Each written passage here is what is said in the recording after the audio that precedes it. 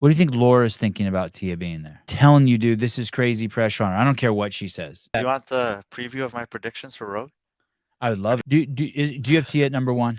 But the implications that she's gotten this much better at gymnastics mean that she's 2% better everywhere else. Stand back, everyone. She'll say, I mean, if I'm Laura, I'm thinking, well, I'm the defending champion. And I think Laura's the fittest she's ever been right now. And Tia's probably, I wouldn't say the least fit, but like the most vulnerable that she's been ever since she first won in 2017. And this might be the best chance that Laura has ever had to beat her. We will see her, the manifestation of her excitement. Do you know what I mean? Like, if she wins Rogue, we're going to see it and be like, oh, this really was a big deal to her. I'm telling you, dude, this is crazy pressure on her. I don't care what she says. Pressure on Laura. Yeah. Do you think there's any pressure on Tia? I don't know.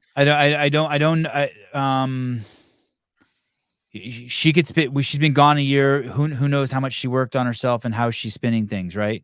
I mean, she can really come in with like, hey, I just want to see what I have to work on for the games.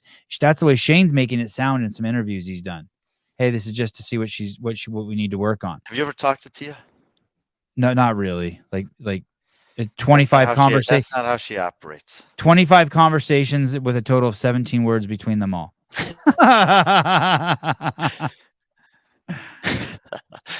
No, that's not how she's wired. She's not wired to. She's like, I've told you that story about the first time I met Haley Adams. I believe you. Yes, I believe it.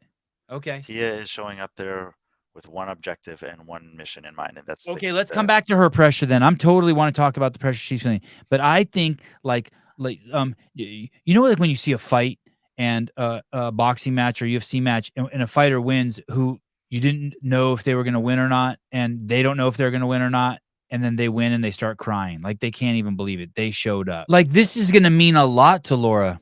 Like, this is going to mean if she beats Tia, this will mean as much to her as the CrossFit Games. More, I think. Pull up that list. Any single person on that list, if they win this, it's going to mean the world to them. I mean, this is a massive competition, and it's a huge thing to win. And for anyone on there that wins that's not Tia, they can add their list to the name of 2 people that have beaten her at a competition this big in the history of Tia's career.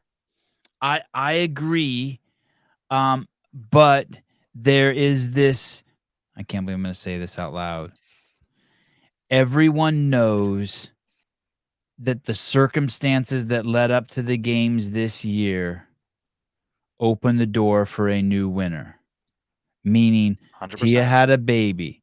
If Tia wouldn't have caught the baby batter from Shane, she would have gone to the games this year and won. I don't want to take anything away from Laura, but I did.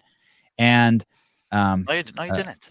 Okay. Because there's nothing. That's all of those things are out of her control.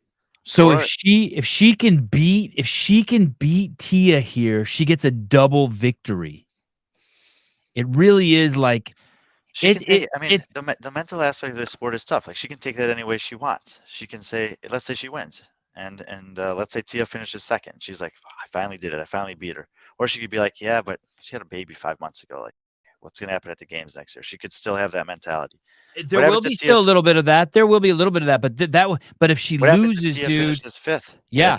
Then does it dampen that? Well, I beat her with sort of 4 other girls. No, but if Tia, here's the thing, the really good distinction point you brought up. If Tia beats her, though, you're right.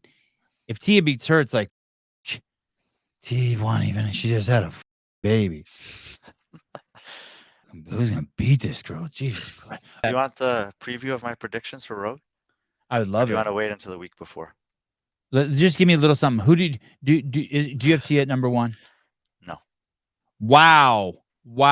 Okay. Yeah, I like seeing this for sure. Yeah. Okay. Here's the thing: is I can't remember who I was talking to about this today. I want to see every athlete at their best. Or can you be like, oh my goodness? Yeah, but I think it actually this hole is fixed, and Tia Toomey is in trouble.